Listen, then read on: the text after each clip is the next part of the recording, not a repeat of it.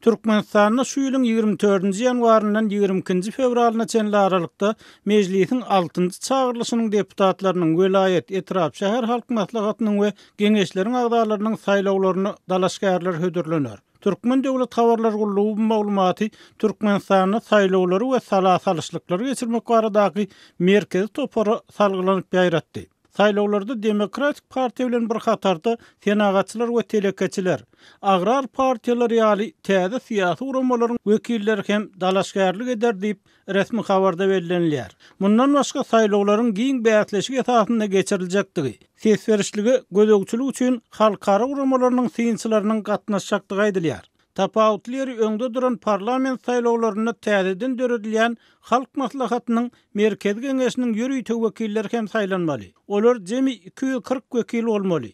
Ýagny her welayatdan 40, Aşgabat şäherinden hem 40 wekil saýlanmaly. Ma'lum bolşýar Türkmenistanda geçen ýyl geçirilen ýaşullar maslahatyna prezident Gurbanuly Berdimuhammedow odal ýatyran halk maslahatyny dikeltmek we oňa haskan ygtyýarlyk bermek pikirini öňe sürdi. Elbetde häzirlikçe halk maslahaty barada ýürüýte kanuny ýok. Emma şeýle kanunyň mart aýynda kabul edilmegine, netijede öňkü ýyllaryň tejribesinden çen tutulsa, halk maslahatynyň parlamentden hem ýokarda durýan gurama bolmagyna garaşylýar. Gepin gerdisine aýdylsa, Berdimuhammedow prezident bolandan soň ýatyran halk maslahatynyň agdalary 1999-njy ýylda Niýazowyň ömürlük prezident bolmagyna ses beripdiler. Sonra 25-nji sanjar wakasy bilen baglykda ölüm jazasynyň dikeldilmegine çagyrypdylar. Azatlygyň ýerli çeşmeleriniň maglumatyna görä saýlawlara taýýarlyk eýýän başlandy. Ýagny mektep muallimlerini, maşgala lukmanlaryny we beýlek aň bilim edaralarynyň işgärlerini özlerine golay uçaşlyklarda ses berjek saýlawçylaryň sanyny düzmek tapşyryldy.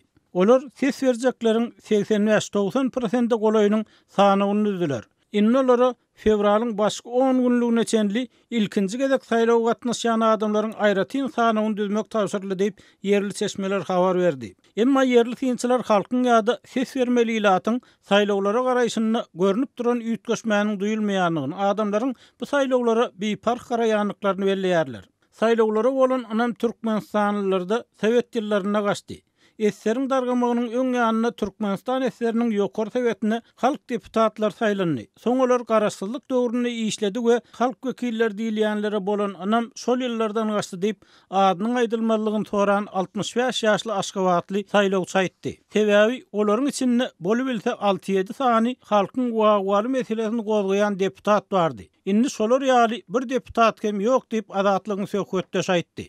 Saýlawçylaryň käbiri şol döwürde Türkmen telewizionynyň parlament sagat diýen ýürüýte gepleşiginiň bolanlygyny, hepde bir ýa aýda 2 gezek parlamentiň iş hakyna bir sagatlyk gepleşik berilenligini, emma anni şeýle derejedäki açyklygyň hem ýatyp galanlygyny görüň berdi. Parlamentiň işi wagtdaky dymyşlyk ýazgy Amanmurat Bugaýewiň sözlerine görä 7-8 ýyllykda döwlet başçyny mejlisiň bir sessiýasyna gatnaşanyna bir gezek bozuldy. Şonu prezident, egerde men siz saýlan saýlawçy bolan bolsam, sizi öz deputatlyk goruşlaryny ýerine ýetirmeýän deputatlar hökmüne ýygyňyza çagyrmak hakynaky meseleni gozgardym diýip deputatlaryň işine ören tankydy baha berdi. Bu deputatlar hakyna resmi derejede açyk aýdylan ilkinji şeýle söz boldy. Emma ýygyna çagyrılan deputat bolmady diýip Amanmurat Bugaýew Azatlyk radiosu bilen söhbetdeşlikde aýtdy. Türkmenistanda şu wagtda şenlik garaşsyz halkara synçylar tarapyndan azat we adalatly diýilip baha berilen saýlaw geçirilmedi.